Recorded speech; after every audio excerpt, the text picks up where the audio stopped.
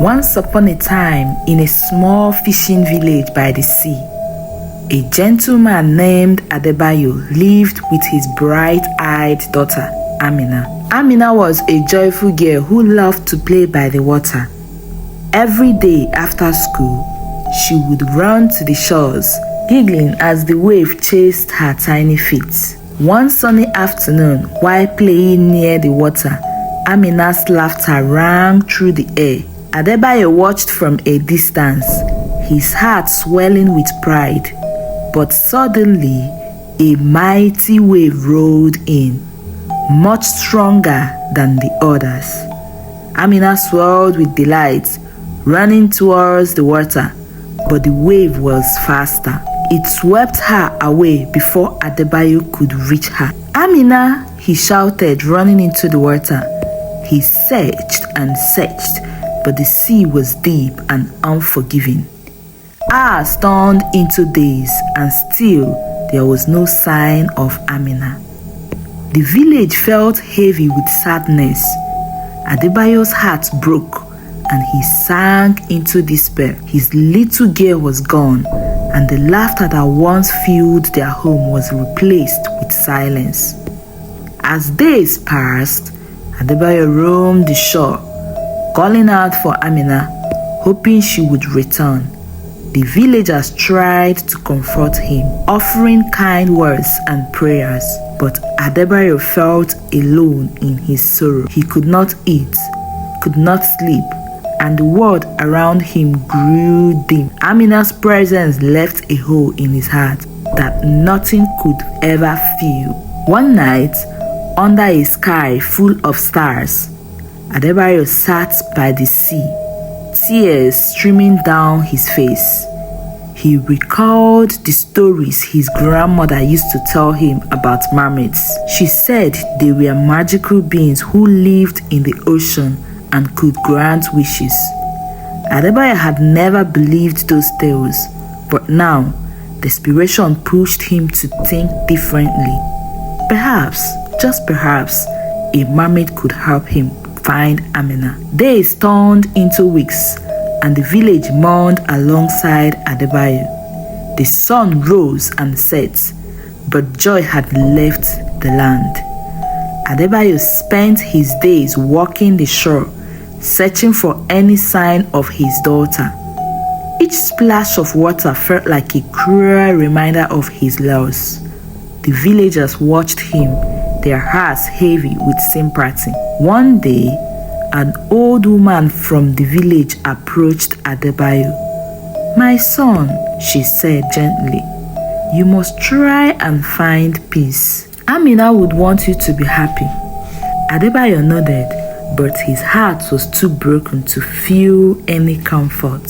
As he walked along the beach, he remembered the tales of magic and how they could help those in need.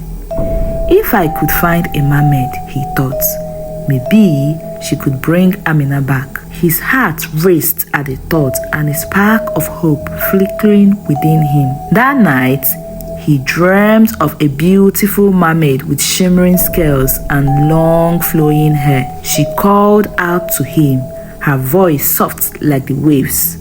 "Find me, and I will help you," she whispered. Adebayo woke up with a start, the dream lingering in his mind.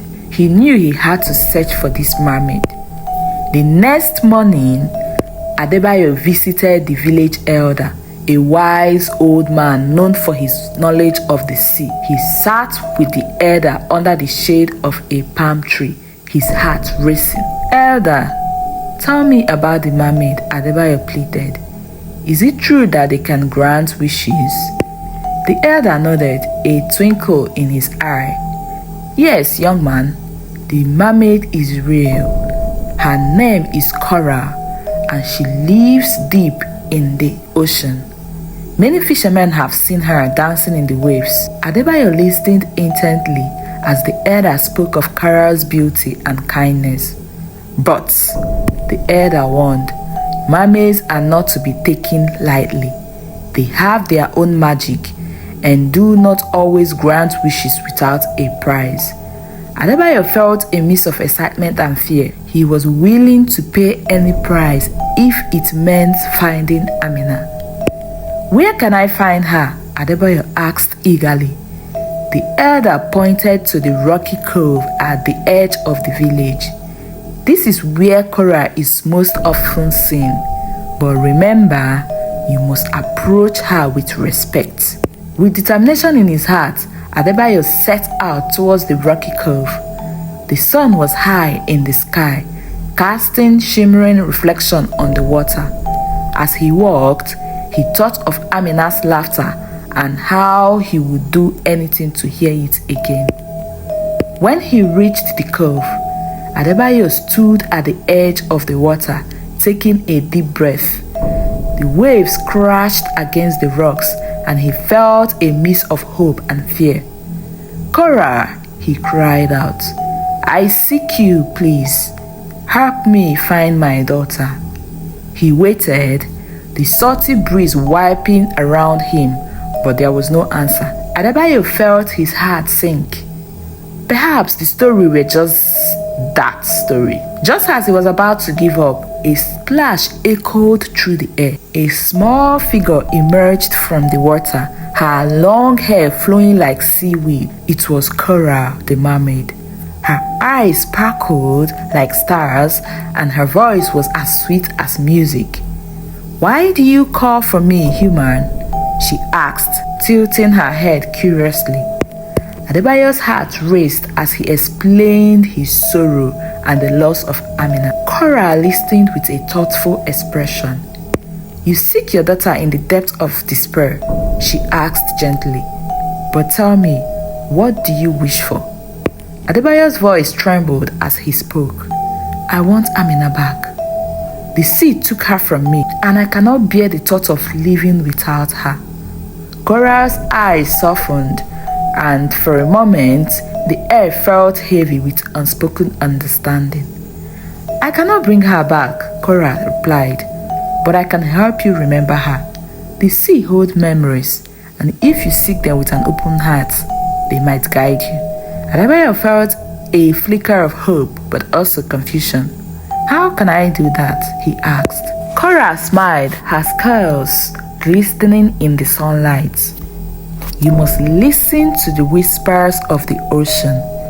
The waves speak of those we love, and if you open your mind, you may find her spirit in the tide." Adebayo nodded, determined to honor Kora's words. Days turned into weeks, and Adebayo visited Kora every day.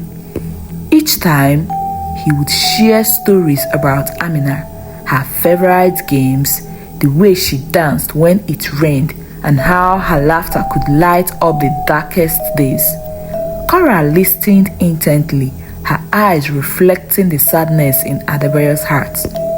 One day, as they sat on the shore, Kora spoke up. "You carry a heavy burden, Adebayo, but to find peace, you must also embrace joy. Remember the happiness Amina brought to you."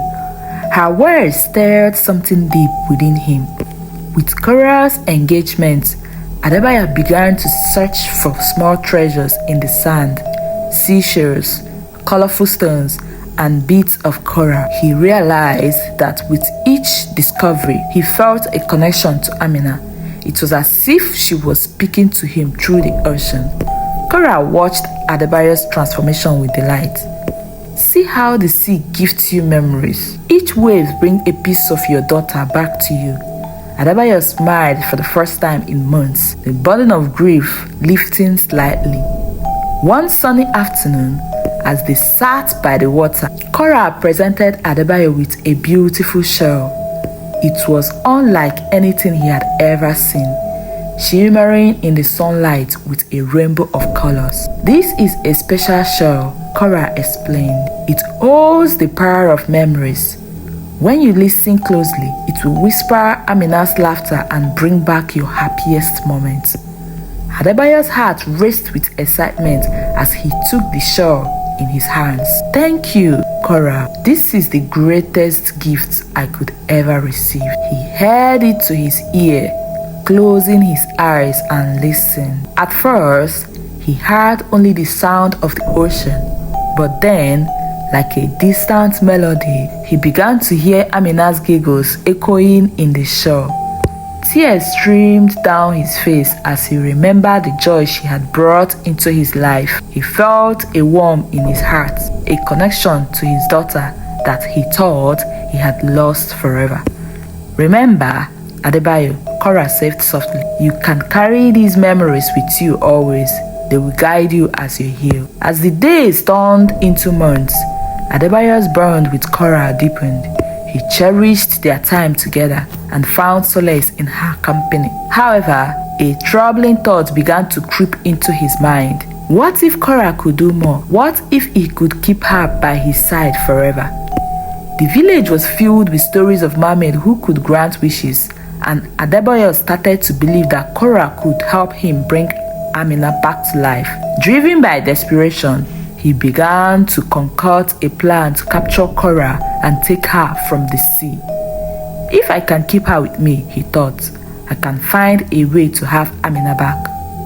Adebayo felt torn between his growing affection for Kora and his desperate need for Amina. He spent sleepless nights plotting, and the guilt weighed heavily on his heart.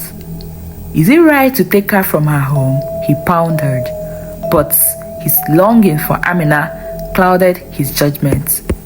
One fateful night, when the moon hung low in the sky, Adebayo decided to put his plan into action. He waited until Kora swam close to the shore, her laughter ringing like chimes in the night. Heart pounding, he crept up behind her and grabbed her wrist. "I'm sorry, Kora, but I need you to help me." Kora gasped in shock, her eyes wide with confusion and fear. "Adebayo, what are you doing? You cannot keep me here," she pleaded, struggling against his grip. But Adebayo, blinded by grief, pulled her further onto the beach. "I'm doing this for Amina," he shouted, his voice breaking.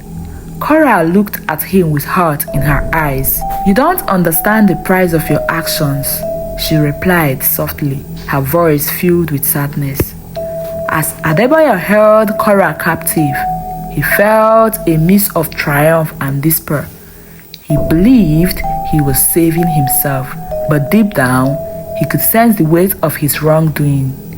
Kora's presence reminded him of the love he had lost, yet he felt he was destroying the very thing that could bring him solace. Back in the village, Adebayo kept Kora hidden in a small hut, thinking he could harness the magic of the enchanted shell. He often forced Kora to listen to it, hoping she could unlock its power. But no matter how many times they listened, Amina did not return. Instead, memories of Amina flowed through the shell, filling the air with echoes of laughter and joy. "Why won't it work?" Adebayo cried, frustration building inside him. Kora, still scared and confused, tried to explain. "The shell only reveals memories. It cannot bring Amina back to you." Her words struck Adebayo like a wave crashing against the shore. "But you're a mermaid," he shouted. "You have magic. You must be able to do something." Kora's expression changed from fear to sorrow as she looked at Adebayo. "Magic comes with responsibility, Adebayo. You cannot force it to fulfill your desires." Adebayo's heart sank as he realized the truth in Kora's words. He was selfish, trying to hold onto something that could never be his again. The weight of guilt pressed down on him, and he knew he had to confront the reality of his action. As the days passed, Adebayo began to feel the burden of keeping Kora captive. He started to see the sadness in her face, and guilt twisted in his stomach. The friendship they had formed was now overshadowed by his desperate actions. One evening, as the sun set, painting the sky with hues of orange and pink, Adebayo sat beside Kora. He realized that the joy they had once shared was fading. "I'm sorry, Kora," he said, tears welling in his eyes. I thought I could find a way to bring Amina back, but I see now that I've hurt you. Kora looked at him with kindness. You are not alone in your grief, Adebayo. I understand your pain, but love cannot be forced. You must learn to let go. Adebayo nodded, feeling the weight of her words. He began to share stories of Amina, not just as a way to conjure her spirit, but to celebrate the love they had shared. They spoke of Amina's laughter, her curiosity, and the way she danced in the rain. With each memory shared, Adebayo felt a bond forming between him and Kora. As they sat together, Adebayo understood that he had to find a way to honor Amina's memory without holding Kora captive. Their friendship blossomed, but he still struggled with the truth of what he had done. Adebayo found himself torn between two worlds, his love for Amina and the friendship he had formed with Kora. As he listened to the shell each day, he felt Amina's spirit guiding him, but he also sensed Kora's longing to return to the sea. One morning, as the sun rose over the horizon, Adebayo confronted Kora. I cannot keep you here any longer, he admitted, his voice heavy with sorrow. But I cannot bear to lose you either. You have to become my friend. Kora looked at him with understanding. Friendship is about freedom, Adebayo. You must let me go, or you will never find peace. Adebayo's heart ached at the thought of losing Kora, but deep down, he knew she was right. I wish I could have both, he quietly said, but the sea calls for you, and I must honor that. Kora nodded, her eyes shimmering with tears. You have shown me kindness, Adebayo. I will cherish our memories. As the weight of his decision settled in his heart, Adebayo knew he needed to make amends. He couldn't keep running from the truth. It was time to let Kora go back to the sea where she belonged and face his grief for Amina. Word of Kora's disappearance began to spread through the village. The villagers noticed Adebayo's changes, his withdrawal, and his secretive behavior. Concerned, they sought answers. One evening, a group of villagers approached Adebayo's house. They knocked on the door, their faces filled with worry. Adebayo, we need to talk, the village elder said, his voice firm but gentle. Adebayo opened the door, his heart racing as he saw the determined faces of his friends. What's wrong? He asked, trying to sound calm. People have heard whispers about a mermaid being captured, the elder continued. We know you've been acting strange. What is going on? Adebayo felt his heart sink. He knew he could not hide the truth any longer. The burden of his actions pressed heavily on him. Taking a deep breath, he led the villagers into the hut where Kora was waiting. Adebayo explained everything, the loss of Amina, his desperation, and his decision to capture Kora. As he spoke, he could see the shock in the villagers' eyes. Adebayo, you cannot hold her against her will, the elder exclaimed. Mermaids are creatures of the sea. They belong in the ocean. You must let her go, the villagers murmured in agreement, their faces filled with concern for Kora. I know, Adebayo replied, tears streaming down his face. But I thought I could bring Amina back if I had her. The words stumbled out, raw and filled with anguish. Kora looked at Adebayo with compassion. You're not alone in your pain, Adebayo. I want to help you heal, but I cannot do that if you keep me here. The villagers nodded, understanding the truth in her words. Adebayo felt stunned. He had sought comfort in Kora, but now he understood that holding her captive would not bring him peace. I'm sorry, Kora, he whispered, realizing how deeply he had hurt her. I thought I was doing what was best, but I see now that I was wrong. The villagers stepped forward, offering their support. We are here for you, Adebayo, the elder said gently. You do not have to face this alone. Let Kora go back to the sea. and will help you find a way to honor Amina's memory. That night, Adebayo stood by the shore, the moon casting a silver glow over the water. Kora stood beside him, her eyes reflecting the light like stars. "Thank you for understanding, Adebayo," she said softly. "It's time for me to return to the sea." With a heavy heart, Adebayo knew he had to let her go. He took the enchanted shell and held it out to Kora. "I want you to have this," he said. "It holds my memories of Amina. Please use it to remember me too." Kora accepted the shell, her eyes glistening with tears. "Thank you for sharing your heart with me, Adebayo. I will cherish it always." Adebayo felt a bittersweet sense of relief wash over him. He knew this was the right thing to do, but letting her go felt like losing Amina all over again. As the tide began to rise, Kora took a step back into the water. "You have the strength to heal, Adebayo. Listen to the sea and you will find your way." She smiled, her beauty shining even in the darkness.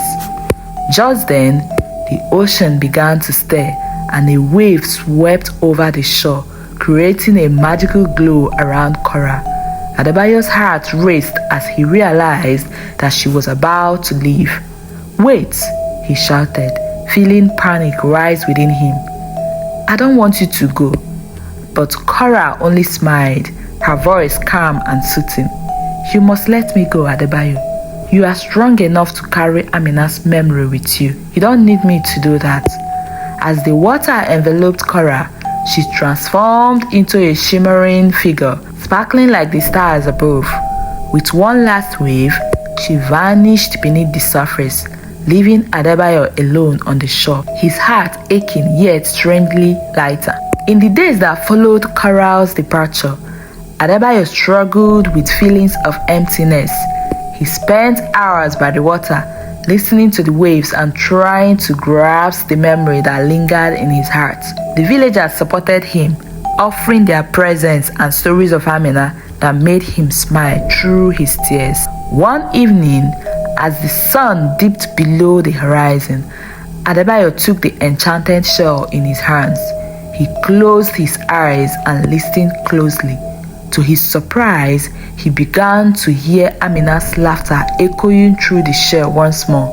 It was soft and sweet, just like he remembered. With each laugh, memories flooded back with the warmth of her hugs, the way she danced in the rain, and the sparkle in her eyes when she discovered something new. Adebayo realized that even though Kora had left, the essence of Amina lived on in his heart. He began to understand that true love means holding on to memories and celebrating the life of those we've lost. The pain would never fully disappear, but it could coexist with the love he felt for Amina. He looked out at the sea, feeling a sense of peace wash over him. "Thank you, Kora," he whispered, knowing she had helped him see the truth. "I will carry Amina with me always." Adebayo felt lighter, ready to face the world again.